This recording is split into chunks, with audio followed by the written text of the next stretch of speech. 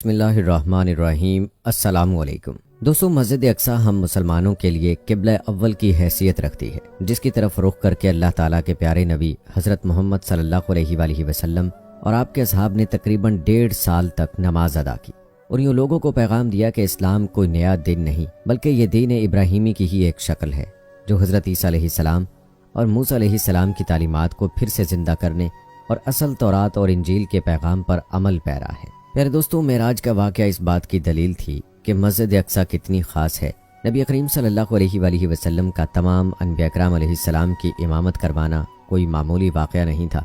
Girls ये कि यरूशलेम इस्लाम, ईसाईयत और यहूदियत तीनों मज़हबों के नज़दीक मुक़द्दस तरीन मकाम है। ये इलाका पैगम्बरों की सरज़मीन रहा है। यहाँ बेशुमार नबी भेजे गए। कुरान मजीद में अल्लाह तबारक व तआला ने इस सरज़मीन के बारे में सूरह अल आराफ में फरमाया, और हमने इस कौम को जिसको कमज़ोर बनाया गया था इस सरज़मीन की मशरिक़ व मग़रिब का वारिस बनाया कि जिस सरज़मीन में हमने बरकत रखी है। दोस्तों, इन आयात में जिस बाबरकत सरज़मीन का जिक्र है वो बैतुल मुक़द्दस और उसके पास के इलाके हैं। हदीस मुबारका में रसूलुल्लाह सल्लल्लाहु अलैहि वसल्लम ने मस्जिद अक्सा की फजीलत बयान की है, लेकिन हज़रत अबू ज़र ग़फ़ारी रज़ियल्लाहु ताला अन्हु से रिवायत है कि उन्होंने मोहम्मद सल्लल्लाहु अलैहि वसल्लम से पूछा, ऐ अल्लाह के रसूल, इस रुए ज़मीन पर सबसे पहले कौन सी मस्जिद तामीर की गई? आप सल्लल्लाहु अलैहि वसल्लम ने फरमाया, मस्जिद हराम। उन्होंने फिर पूछा, इसके बाद कौन सी मस्जिद तामीर की गई? तो आप सल्लल्लाहु अलैहि वसल्लम ने फरमाया, मस्जिद अक्सा। हज़रत अबू ज़र ग़फ़ारी रज़ियल्लाहु ताला अन्हु ने कहा, इन दोनों की तामीर के दौरान कितना वक्फा है? अस्सलाम वालेकुम। बेबी एलिफेंट आपके लिए लेकर आया है बहुत ही इंटेलिजेंट स्टडी बुक, जो कि अपने बच्चों को गिफ्ट कर सकते हैं। पावर का बटन ऑन करते साथ ही हर पेज के ऊपर ये रिस्पॉन्ड करेगा, और इसके बाद इसके अंदर आपके पास कंटेंट में letters, animal, vehicles, number, relationship, musical और इंस्ट्रूमेंट्स मौजूद हैं। ये देखें, और ये आगे से हर एक कैरेक्टर का रिस्पॉन्ड भी करता है ताकि आपके बच्चे आराम से रिकॉग्नाइज कर सकें हर चीज को। Very interesting, very amazing learning activity है। अल्लाह के रसूल हज़रत मोहम्मद सल्लल्लाहु अलैहि वसल्लम ने जवाब दिया, 40 साल। दोस्तों, रिवायात के मुताबिक अल्लाह ताला ने जिब्राईल अलैहिस्सलाम को ख़ास तौर पर हज़रत आदम अलैहिस्सलाम की तरफ भेजा कि मस्जिद हराम और मस्जिद अक्सा की तामीर करें। इब्ने हशाम ने लिखा है कि जब बनी इसराइल फ़लस्तीन में मजबूत हुए और उनकी रियासत कायम हुई तो हज़रत दाऊद अलैहिस्सलाम ने बैतुल मुक़द्दस की दोबारा बुनियाद रखी, और फिर उनके जानशीन और फर्जंद हज़रत सुलेमान अलैहिस्सलाम ने मस्जिद अक्सा की मुकम्मल तामीर फरमाई। गर्ज़ ये कि अहादीस और तारीख़ की किताबों से ये मालूम होता है कि बैतुल मुक़द्दस को कई मरहलों में बार बार तामीर किया गया, जिसकी तस्दीक कई पैगम्बरों ने की। मस्जिद अक्सा की मुकम्मल तामीर हज़रत सुलेमान अलैहिस्सलाम के दौर में हुई। हज़रत सुलेमान अलैहिस्सलाम अल्लाह ताला के जलीलुल कदर पैगम्बर हैं, और उनकी सल्तनत मशरिक़ से मग़रिब तक थी, और उन्होंने इंसानों के साथ साथ चरिंद परिंद, जानवर, हैवानात और जिन्नात पर भी हुकूमत की है। एक मुक़द्दस शहर जिसे बैतुल मुक़द्दस या यरूशलेम के नाम से जाना जाता है, इस शहर को दुनिया के सबसे पुराने शहरों में से एक माना जाता है। इस दुनिया की तारीख में अभी तक सबसे ज़्यादा इंसानों की जानें इसी शहर के लिए ली गई हैं, और ये कहना बिल्कुल गलत नहीं होगा कि जितनी ज़्यादा जंगें इस शहर को हासिल करने के लिए लड़ी गई हैं, शायद ही हिस्ट्री में इतनी ज़्यादा जंगें किसी और शहर के लिए लड़ी गई हों। दोस्तों, इस शहर के बारे में ये भी कहा जाता है कि इस शहर का ज़र्रा ज़र्रा मुक़द्दस है। आपको बताते चलें कि यह दुनिया का इकलौता ऐसा शहर है जिसको तीनों मज़हबों यानी यहूदियों और ईसाइयों के साथ साथ मुसलमानों में भी हद से ज़्यादा मुक़द्दस माना जाता है। यहूदी मज़हब के मुताबिक हमारी दुनिया की शुरुआत इसी शहर से हुई थी। साथ ही साथ इब्राहीम अलैहिस्सलाम ने अपने बेटे की कुर्बानी की तैयारी भी इसी शहर से शुरू की। इतना ही नहीं, इसी शहर में वो दीवार भी मौजूद है जिसको यहूदी मज़हब में सबसे ज़्यादा मुक़द्दस माना जाता है। इस दीवार को दीवार गिरिया के नाम से भी जाना जाता है। दोस्तों, आपको बताते चलें कि ये दीवार उसी हैकल सुलेमानी का बचा हुआ बाकी हिस्सा है जिसको हज़ारों साल पहले हज़रत सुलेमान अलैहिस्सलाम की तरफ से बनवाया गया था। वहीं ईसाइयों का मानना है कि इसी शहर में हज़रत ईसा अलैहिस्सलाम की पैदाइश की जगह मौजूद है, बल्कि यही वो शहर था जहाँ हज़रत ईसा अलैहिस्सलाम को सूली पर भी चढ़ाया गया था। साथ ही साथ ईसाइयों का सबसे अहम कलीसा भी यहीं पर मौजूद है। और अगर हम बात करें मुसलमानों की, तो इस शहर में अल अक्सा नाम की वो मस्जिद मौजूद है जिसको इस्लाम भर में तीसरी सबसे मुक़द्दस जगह माना जाता है। अस्सलाम वालेकुम। बेबी एलिफेंट आपके लिए लेकर आया है बहुत ही इंटेलिजेंट स्टडी बुक, जो कि अपने बच्चों को गिफ्ट कर सकते हैं। पावर का बटन ऑन करते साथ ही हर पेज के ऊपर ये रिस्पॉन्ड करेगा, اور اس کے بعد اس کے اندر آپ کے پاس کانٹینٹ میں letters, animal, vehicles, number, relationship, musical اور انسٹرومنٹس موجود ہیں. یہ دیکھیں، اور یہ آگے سے ہر ایک کیریکٹر کا رسپونڈ بھی کرتا ہے تاکہ آپ کے بچے آرام سے ریکگنائز کر سکیں ہر چیز کو. Very interesting, very amazing learning activity ہے. یعنی مکہ اور مدینہ کے بعد مسلمان اگر سب سے زیادہ کسی جگہ کو اہمیت دیتے ہیں تو وہ یہی جگہ ہے. اس کے علاوہ مسلمانوں کے لیے یہ شہر قبلہ اول کی حیثیت رکھتا ہے، کیونکہ کعبہ شریف سے پہلے مسلمان اس شہر کی طرف رخ کر کے نماز پڑھا کرتے تھے. دوستو، ہمارے آخری نبی حضرت محمد صلی اللہ علیہ وآلہ وسلم نے جب معراج کا سفر کیا تو یہی وہ شہر تھا جہاں الاقصی کے اندر پیغمبر حضرت محمد صلی اللہ علیہ وآلہ وسلم نے سبھی نبیوں کی امامت کی تھی. اور اس کے علاوہ حضرت سلیمان علیہ السلام اور حضرت داؤد علیہ السلام جیسے بہت بڑے بڑے نبیوں کی قبریں بھی ہیں جو شہر کی اہمیت کو اور زیادہ بڑھاتی ہیں. دوستو، شاید یہی وجہ تھی کہ تاریخ میں اس شہر کو حاصل کرنے کے لیے مسلمان اور عیسائیوں کے درمیان ایک کے بعد ایک جنگ ہوتی رہی. مسلمانوں اور عیسائیوں کی یہ جنگ کئی صدیوں تک چلتی رہی تھی. دوستو، آپ جانتے ہیں کہ آخر اس شہر کی شروعات کیسے ہوئی؟ تو آج سے تقریباً 7000 سال پہلے اس شہر کے اندر انسانی آبادی ہوا کرتی تھی، جو اس شہر کو پرانے شہروں میں سے ایک شہر بناتی ہے. اس شہر کو سب سے پہلے حضرت داؤد علیہ السلام نے فتح کیا تھا. یہ وہی داؤد علیہ السلام ہیں جنہیں یہودی اور عیسائی مذہب میں ڈیوڈ کے نام سے جانا جاتا ہے. حضرت داؤد علیہ السلام نے اس علاقے پر تقریباً 33 سال حکومت کی.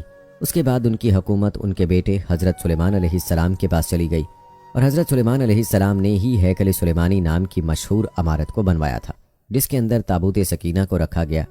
دوستو، تابوت سکینہ حد سے زیادہ خاص ہوا کرتا تھا. اس صندوق کے اندر پرانے گزرے ہوئے نبیوں کے تبرکات رکھے ہوئے تھے.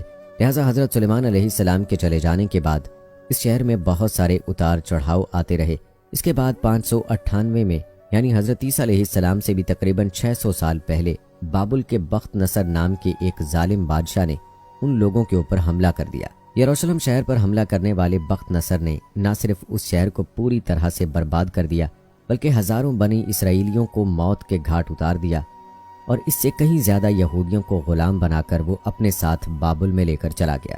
شہر کی اس تباہی میں ہیکل سلیمانی نام کی مشہور عمارت بھی پوری طرح سے برباد ہو گئی، اور اس عمارت کے اندر موجود تابوت سکینہ نام کا وہ مقدس صندوق ایسے غائب ہوا کہ اس کا آج تک کسی کو بھی پتہ نہیں چل سکا ہے.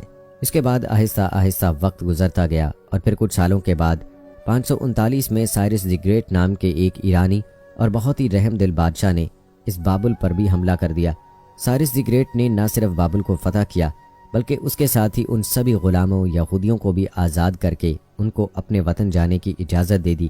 یہ لوگ نہ صرف اپنے وطن میں واپس ہوئے بلکہ انہوں نے سائرس دی گریٹ کی مدد سے اس مشہور عمارت کو پھر سے بنوا لیا، جس کو ہیکل سلیمانی کے نام سے جانا جاتا ہے. وقت نے اپنے آپ کو ایک بار پھر سے بدل ڈالا، اور 17ویں عیسوی میں اس دور کی دنیا کے سب سے طاقتور سلطنت یعنی کہ رومن سلطنت نے یروشلم شہر پر حملہ کر دیا. رومن شہنشاہ یعنی ٹائٹن جب اس شہر میں داخل ہوا تو اس کی فوجوں نے پورے شہر میں آگ لگا دی. ساتھ ہی ساتھ ہیکل سلیمانی نام کی اس عمارت کو بھی پوری طرح پھر سے برباد کر دیا. جیسے جیسے وقت گزرتا گیا ویسے ہی یہودیوں کا رومن امپائر کے انڈر میں رہنا اور بھی زیادہ مشکل ہوتا گیا. السلام علیکم، بیبی ایلیفنٹ آپ کے لیے لے کر آیا ہے بہت ہی انٹیلیجنٹ اسٹڈی بک جو کہ اپنے بچوں کو گفٹ کر سکتے ہیں. پاور کا بٹن آن کرتے ساتھ ہی ہر پیج کے اوپر یہ رسپونڈ کرے گا، اور اس کے بعد اس کے اندر آپ کے پاس کانٹینٹ میں letters, animal, vehicles, number, relationship, musical اور انسٹرومنٹس موجود ہیں. یہ دیکھیں، اور یہ آگے سے ہر ایک کیریکٹر کا رسپونڈ بھی کرتا ہے تاکہ آپ کے بچے آرام سے ریکگنائز کر سکیں ہر چیز کو. Very interesting, very amazing learning activity ہے. 135 عیسوی میں جب یہودیوں نے رومی سلطنت کے خلاف بغاوت کرنے کی کوشش کی تو رومی فوجیوں نے بغاوت کے جرم میں اس پورے شہر پر ہل چلا کر اس کو پوری طرح سے ویران کر دیا. اتنا ہی نہیں بلکہ یہودیوں سے حد سے زیادہ نفرت کی وجہ سے رومی لوگوں نے اب اس خاص جگہ پر کوڑا اور گندگی پھینکنا بھی شروع کر دیا جہاں پر کسی دور میں ہیکل سلیمانی ہوا کرتا تھا، یعنی یہودیوں کی سب سے پاک جگہ. یہ شہر کئی صدیوں تک ویران رہا اور آخرکار 638 عیسوی میں مسلمانوں کے دوسرے خلیفہ یعنی حضرت عمر رضی اللہ تعالی عنہ نے اس شہر کو رومن امپائر سے فتح کر لیا. اس کے بعد ایک لمبے وقت تک یہ شہر مسلمانوں کے ہاتھ میں رہا، مگر شروع سے ہی عیسائی فوجیں اس شہر کو حاصل کرنے کی کوشش کر رہی تھیں. لیکن اس کے بعد مسلمانوں کی اندرونی اور آپسی لڑائیوں کی وجہ سے مسلمانوں کی خلافت یعنی کہ خلافت عباسیہ اب کمزور پڑ گئی. تو 1099 عیسوی میں عیسائی فوج یروشلم شہر کو ایک بار پھر سے حاصل کرنے میں کامیاب ہو گئی، مگر اس شہر کو عیسائیوں کے کنٹرول میں گئے ہوئے ابھی چند سال ہی گزرے تھے کہ تبھی ایک نیا نام ابھر آیا، اور یہ نام تھا صلاح الدین ایوبی کا۔ دوستو وہی صلاح الدین ایوبی جس نے بچپن سے ہی اس بات کی قسم کھا رکھی تھی کہ وہ ہر حال میں عیسائیوں سے اس شہر کو دوبارہ حاصل کر کے رہے گا۔ یہی وجہ ہے کہ سلطان صلاح الدین ایوبی نے شروع سے ہی اس شہر کو حاصل کرنے کی کوششیں شروع کر دی تھیں، اور آخرکار 1187 میں یعنی 100 سال پہلے ہی ایک بار پھر یہ شہر مسلمانوں کے ہاتھ آ گیا، یعنی صلاح الدین ایوبی نے اس شہر کو فتح کر لیا تھا۔ اس کے بعد بھی اس شہر کو حاصل کرنے کے لیے عیسائیوں اور مسلمانوں کے درمیان کئی ساری لڑائیاں ہوئیں، مگر لاکھ کوششوں کے باوجود بھی یہ 1517 میں اس شہر کو سلطنت عثمانیہ کے طاقتور سلطانوں میں سے ایک سلطان سلیم اول نے فتح کر کے اپنی سلطنت میں ملا لیا۔ 1517 سے لے کر 1917 تک یہ شہر سلطنت عثمانیہ کا حصہ رہا، اور اس دور میں سلطنت عثمانیہ نے اس شہر کو پوری طرح سے بدل دیا تھا۔ سلطنت عثمانیہ کے دور میں ہی یہودیوں نے اس شہر میں آ کر اپنی الگ الگ ریاستیں بنانے کی پلاننگ شروع کر دی تھی، لیکن سلطنت عثمانیہ کے آخری سلطان عبد الحمید ثانی ان کی کوششوں کو اچھے سے سمجھ گئے تھے، اسی لیے ان کے دور میں یہودیوں کی ساری کوششیں ناکام ہو گئیں۔ عبد الحمید ثانی کے بعد سلطنت عثمانیہ بہت کمزور پڑ گئی، اور 1917 میں برٹش امپائر نے سلطنت عثمانیہ پر قبضہ کر لیا، جس کے بعد بہت وقت تک یہ علاقہ برٹش امپائر کے انڈر میں رہا۔ یہی وہ دور تھا جس میں جگہ جگہ سے یہودیوں کو بلا کر فلسطین میں جمع کرنا شروع کر دیا گیا۔